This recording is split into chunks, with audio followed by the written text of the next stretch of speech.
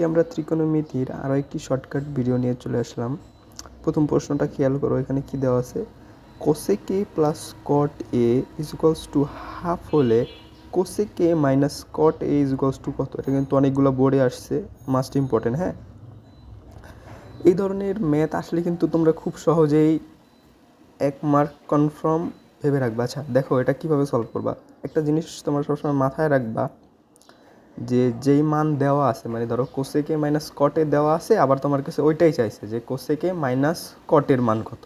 তোমাকে ধরো প্লাসের মান দিয়ে দিছে, ওরা তোমার কাছে মাইনাসেরটা চাইছে, বা মাইনাসের মান দিয়েছে, তোমার কাছে প্লাসের মান চাইছে।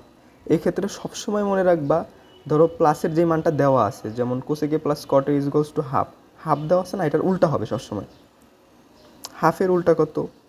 2/1। 2/1 করলে আমরা কত জানি? 2 আসে। তো এটার অ্যান্সার কত? 2।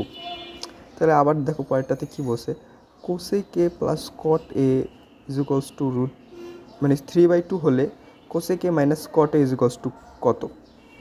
তো এটা উল্টা হবে, দেওয়া আছে কত? 3/2, এটার উল্টা, তাহলে কত? 2/3। এটাই আমাদের অ্যান্সার, গ নাম্বার। পরের কোশ্চেনের অ্যান্সার কী হবে অবশ্যই আপনারা কমেন্ট করে জানাবেন। আসসালামু আলাইকুম।